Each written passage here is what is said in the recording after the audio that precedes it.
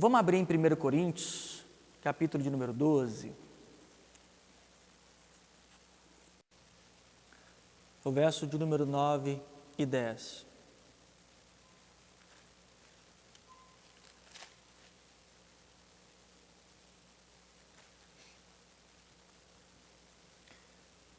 Diz assim: e a outro pelo mesmo Espírito a fé, e a outro pelo mesmo Espírito o dom de cura, e a outro a operação de maravilhas, e a outro a profecia, e a outro o dom de discernir os espíritos, a outro variedade de línguas, e a outro a interpretação de línguas. Eu quero ater aqui ao meio o final do versículo 9 e início do versículo 10. A outro, pelo mesmo Espírito, os dons de cura, e a outro, a operação de maravilhas. Geralmente, o dom de cura e milagres eram operados, de maneira geral, pelos apóstolos. Outros foram ministrados e receberam pelos apóstolos tais dons dentro de circunstâncias específicas, mas de maneira geral, os apóstolos operavam isso. Olha aqui comigo em Atos, capítulo de número 2.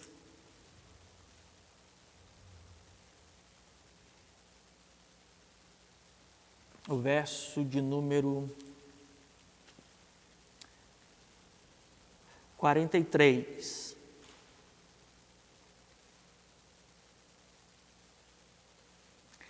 Em cada alma havia temor, e muitas maravilhas e sinais se faziam por quem? Pelos apóstolos. Capítulo de número 5, verso de número 12.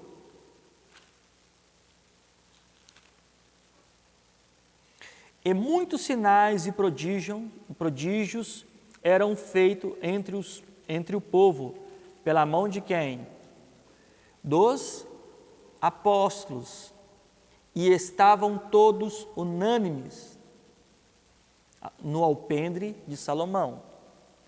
Então, aqui está dizendo que todos esses sinais normalmente era operado, ou comumente era operado pelos apóstolos. 2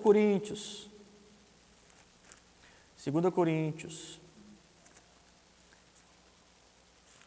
capítulo de número 12.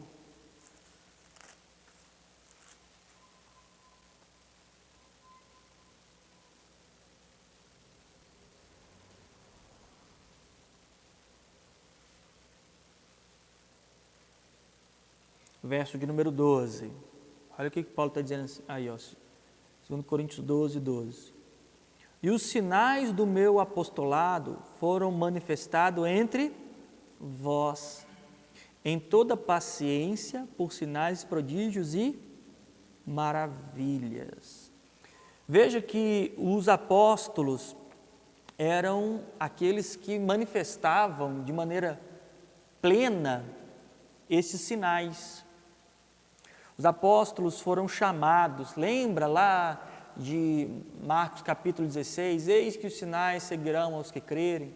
Ele estava falando a um público qualquer ou ele estava falando aos seus apóstolos?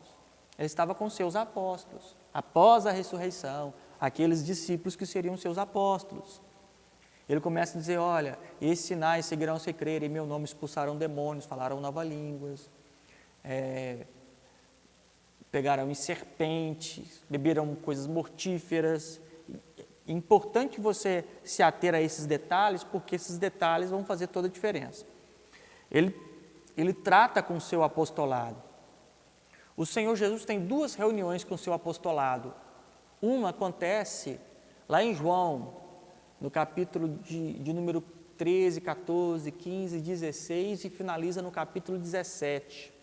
No capítulo 15, ele está falando com esses discípulos, seus potenciais apóstolos ali, dizendo para eles, olha, não foi vocês que me escolheram, eu que escolhi vocês e nomeei para que vades e dei fruto. E ele diz assim, para tudo que pedir em meu nome, o Pai vos conceda. Então ele tem duas reuniões, uma é essa, a segunda reunião que ele tem com eles é após a ressurreição, em que ele ressurge dentre os mortos, aparece aos seus discípulos em Mateus capítulo de número 28, Marcos capítulo de número 16, Lucas capítulo de número 24 e João capítulo de número 20, é o momento pela qual o Senhor Jesus reúne os seus apóstolos ali e agora dá instruções finais sobre qual o papel que eles devem exercer e o que repousaria sobre eles para a anunciação do Evangelho. E para que foi dado aos apóstolos tais autoridades e por que eles transferiram aqueles irmãos dos primeiros momentos da igreja? Porque esse sinal tinha um propósito que era de validar também, autenticar a autoridade apostólica e a mensagem do Evangelho. Era o meio pela qual Deus estava manifestando a autenticidade da mensagem do Evangelho. Que a mensagem do Evangelho não era só uma palavra, lembra de Moisés? Moisés não só chegou diante de Faraó e falou assim, libera o povo aí para mim. Ele chegou e deu sinais da evidência de que Deus estava com ele. O povo hebreu dependia naquele momento, o povo judeu, ou aquela geração, dependia naquele momento desses sinais. Então isso era para validar. Olha que o autor aos Hebreus, no capítulo de número 2, fala dessa validação. Hebreus, capítulo de número 2.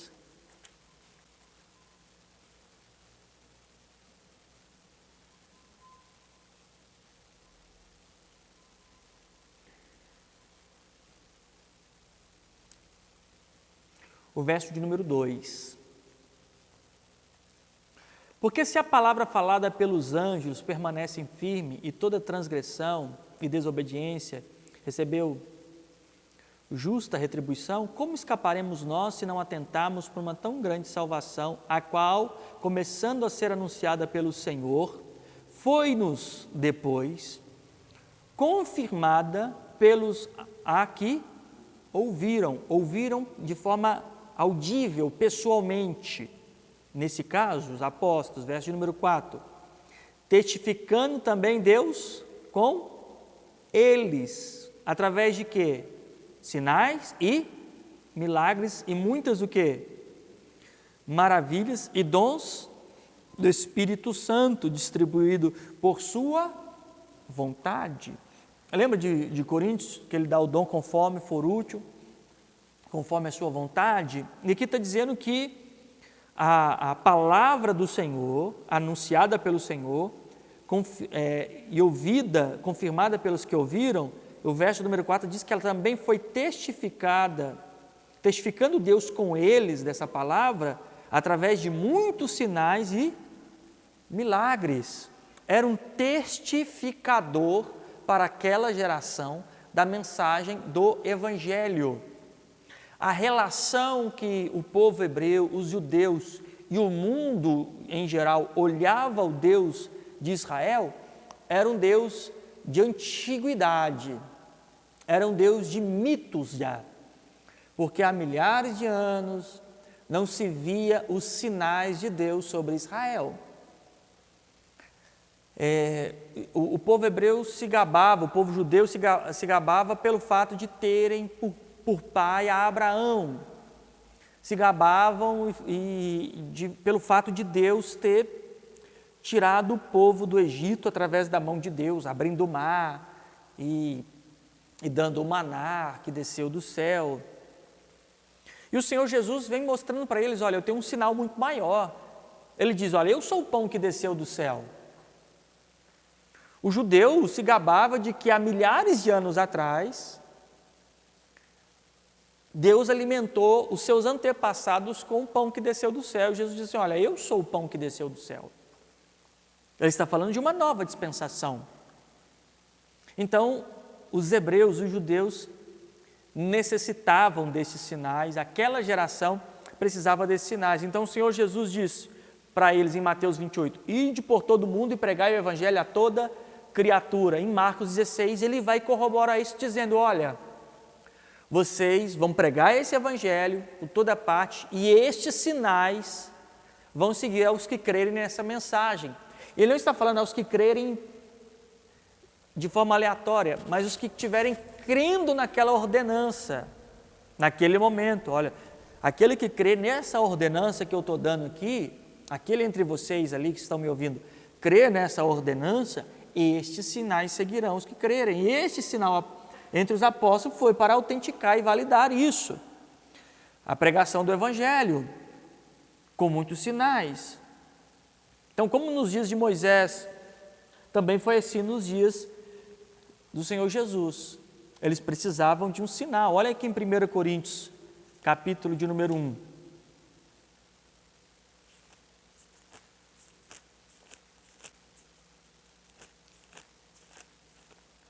Primeiro Coríntios, capítulo de número 1, verso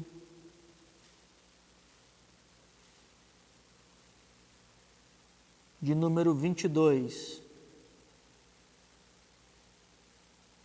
Porque os judeus pedem o quê? Um sinal. E os gregos buscam o quê? Sabedoria.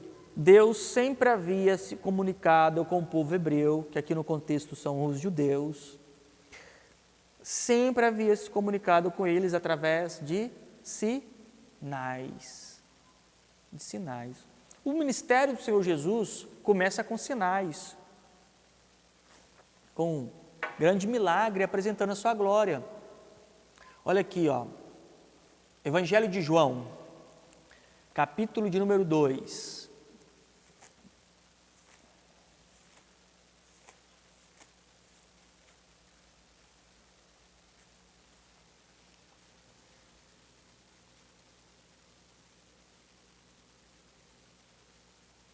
O verso de número 11, quando Jesus transforma água em vinho, olha o que diz. E principiou assim os seus sinais em Caná da Galileia, manifestando o quê? A sua glória. E os discípulos o quê? Creram nele. Ele principiou os seus sinais.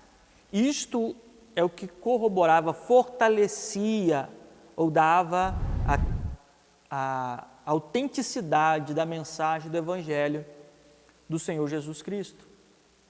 Lembra que eu li semana passada, os discípulos de João perguntaram, esse aí, manda João preso e manda perguntar, olha, pergunta para Jesus se ele é o Messias ou se a gente tem que esperar outro. Ele começa a dar a resposta de Jesus para os discípulos de João, fala assim, vai lá avisar para ele, fala que os mortos estão ressuscitando, o coxo está andando. Ele começa a dar sinais, a referência dos seus sinais, pela qual ele viria manifestar. Então o ministério de Cristo foi fortalecido para isso, para apontar um propósito, apontava que ele era o Messias, revelava que ele era o Messias, e que o povo precisava desses sinais, e depois os apóstolos, para a pregação do Evangelho entre judeus e os demais, para a manifestação do seu propósito. Então, eles são separados para isso. O fato de alguém manifestar alguma espécie de sinal não é garantia de que alguém está fazendo isso pelo Senhor. Eu quero buscar atenção sobre o nosso momento contemporâneo. Hoje em dia, o mesmo sentimento dos judeus existe. Tem pessoas que buscam sinais. Tem denominações que se sustentam não pela pregação do Evangelho. Eu falo de sustentar, de estar suportado, não pela pregação do Evangelho, mas pelos sinais. Os sinais que ela podem promover. Então, se não houver aqueles sinais, não existe absolutamente nada que sustente os devotos daquela instituição, porque ela depende exclusivamente daqueles sinais.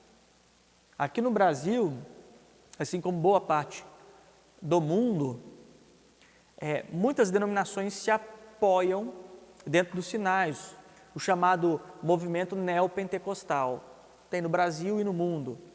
É um movimento religioso que se apoia exclusivamente nesses sinais.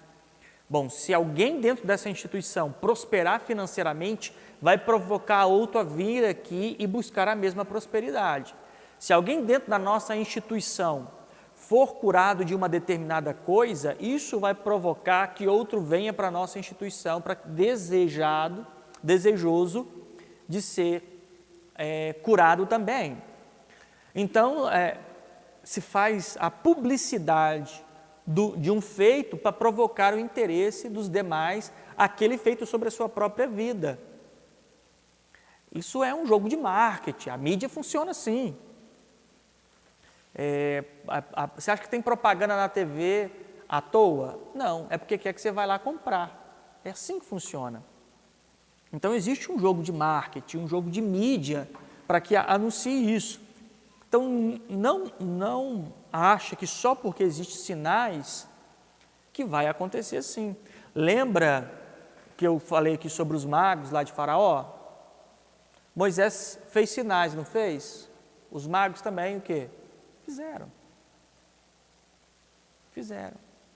A mão entrou para dentro da roupa boa, saiu podre. Os magos, isso aí a gente consegue fazer também. E conseguiram, claro.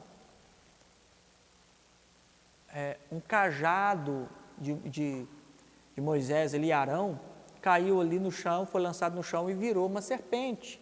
Os magos conseguiram fazer isso, não conseguiram? Parece absurdo, né? Como é que alguém faz um cajado virar serpente? É um truque bacana, muito bacana. Você acha que é impossível que nos últimos dias isso aconteça? Olha 2 Timóteo, 2 Tessalonicenses, desculpa. 2 Tessalonicenses,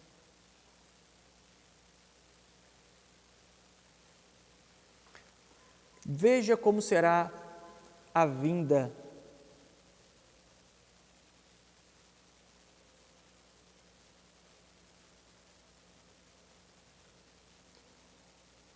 do enganador desse século. O verso de número 9, 2 Tessalonicenses 2,9. E a esse cuja vinda é segundo a eficácia de quem? De Satanás, com todo o poder. Que mais? E o que mais? E mentiras. Verso 10. E com todo o engano de injustiça para com os que perecem, porque não receberam o amor da verdade para se salvarem. Então diz que ele vai vir na autoridade de Satanás, com sinais, prodígios e maravilha. Essa é a imagem do anticristo, sim ou não? Sim. Mas lá em 1 João já diz que muitos anticristos têm se levantado entre vós. Lá em Pedro também, 2 Pedro, se eu não me engano, ele já deixa para isso. 2 Pedro,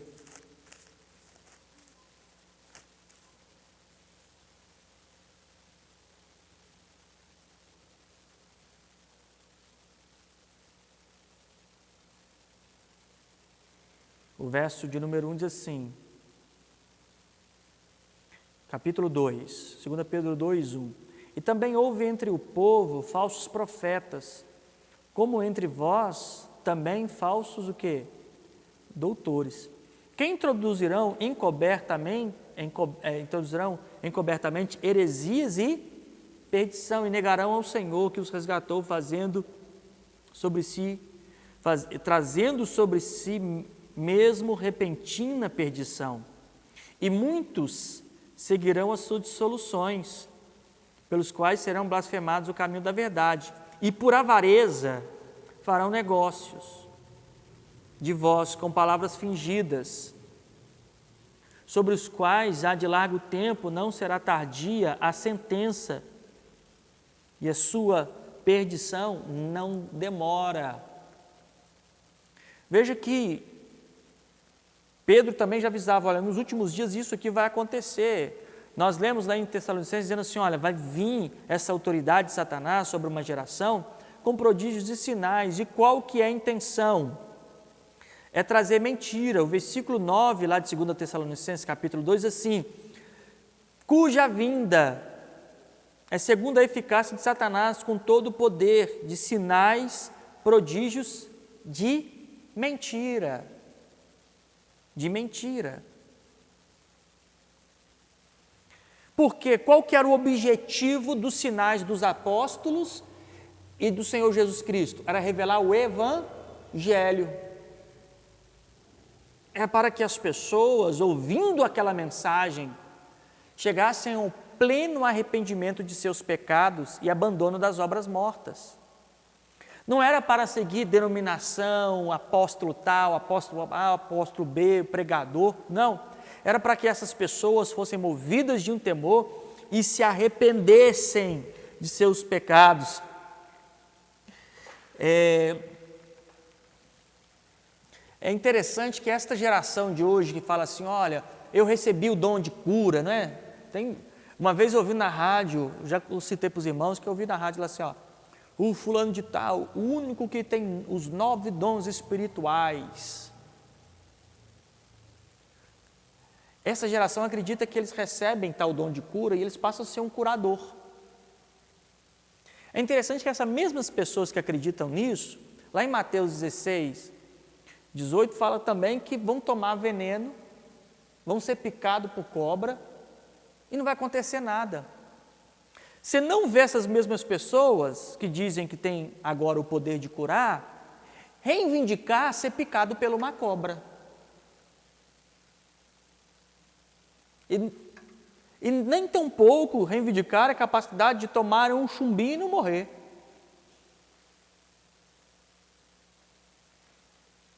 Porque se você for lá, olha aqui, ó, Marcos, capítulo de número 16.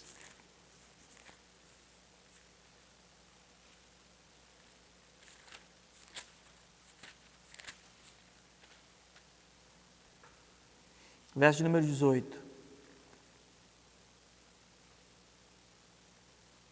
Pegarão nas serpentes, e se beberem alguma coisa mortífera, não lhe farão o quê? Dano algum. Imporão as mãos sobre os enfermos e os curarão. Então diz que vai pegar em serpente. Eu já vi as pessoas dizendo assim, porque lá a Bíblia diz, Jesus disse que a gente vai curar enfermo, vai expulsar demônio, mas essas mesmas pessoas não falam assim, falam que a gente vai pegar em serpente. Tem uma seita lá nos Estados Unidos que o culto delas é feito com serpente, eu não sei se vocês já viram, já ouviu falar? O pregador dela morreu, o filho dele também morreu. Eles viviam sendo picados por serpente até o dia que uma cobra picou eles. Eu acho que os demais pensou assim, não, então vamos brincar com isso não, vamos ficar só com essa outra parte. Olha para você ver em Atos, capítulo de número 28, vamos ver se isso se cumpria.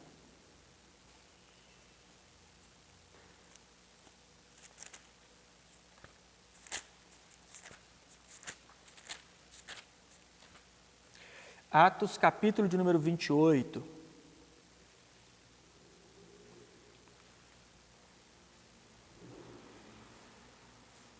Verso de número 3.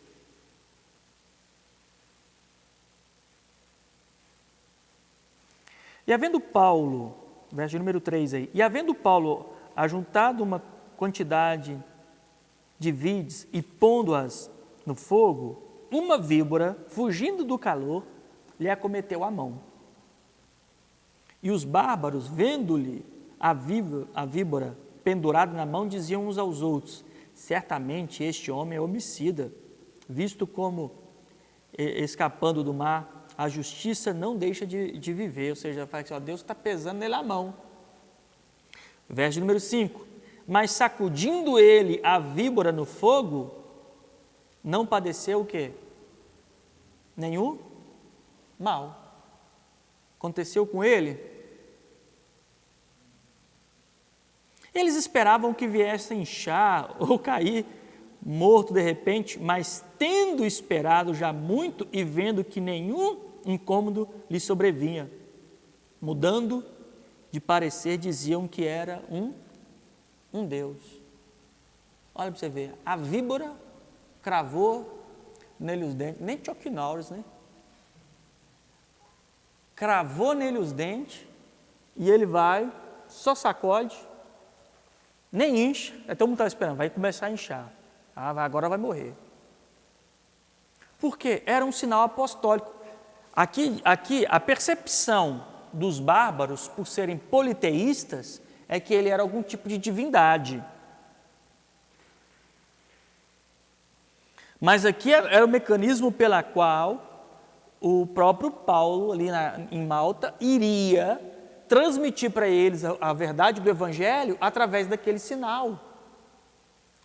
Eles olharam, não, peraí, esse cara não está devendo nada para os deuses, não, pelo contrário, ele está parecendo até um deles. Isso parece ruim a interpretação dele, mas é por esse mecanismo pela qual o apóstolo Paulo tem acesso a eles. E assim anuncia o Evangelho. Então, veja que em Atos, em Marcos, dá uma proposta aos apóstolos, e essa proposta se concretiza? Concretiza. O sinal acontece? Acontece, pela mão dos apóstolos. E é sempre importante a gente lembrar o seguinte, que os sinais precisam estar restritos aos valores da doutrina do Evangelho. O que isso quer dizer? Que nenhuma experiência pessoal minha, de qualquer outra pessoa, pode estar acima da Escritura. Pelo contrário, tem que estar sujeita às Escrituras. Em Timóteo diz que toda Escritura divinamente inspirada é proveitosa para ensinar, para redarguir, para corrigir em justiça e para preparar todo o homem de Deus para a boa obra. É para esse fim. Olha o que diz Isaías, capítulo de número 8.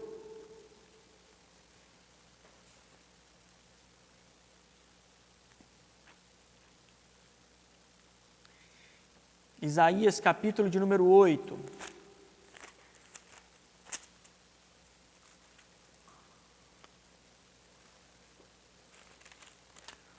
O verso de número 20, um versículo único, mas tem muito a dizer. Isaías 8, 20. A lei e ao testemunho. Se eles não falarem segundo esta palavra, nunca verão a alva, ou nunca verão a luz. Isaías está dizendo o seguinte: se alguém falar alguma coisa que não seja segundo esta palavra, não vai ver a luz. Então, o que nós temos hoje? Uma má interpretação dos sinais, achando que os sinais foram algo dado à revelia, e que alguém pegou esse sinal, recebeu esse sinal, fulano de tal recebeu o dom de cura, agora ele é o curador oficial da igreja. Aí as pessoas começam a receber tal sinal, mas a doutrina do Evangelho não é ensinada conforme o que está escrito.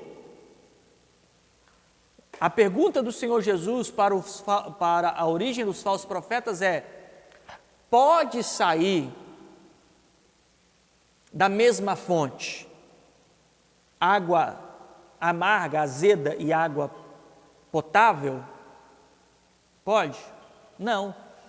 Então, da mesma forma como de uma mesma fonte não sai uma água azeda, insalubre, e uma água potável da mesma fonte, também não pode se dizer, como que eu vou saber, olha, se alguém está falando, a gente tem aquela preocupação, né? Ai, a gente não pode julgar. A gente tem essa preocupação, então, se a gente julgar, a gente não pode julgar, mas as Escrituras nos dá respaldo exatamente para isso, ter discernimento. E qual é a base para esse discernimento? É se aquele que faz tais sinais tem o zelo e a preocupação da ênfase da obra do Evangelho para a salvação, para a regeneração do pecador. Em muitos desses eventos,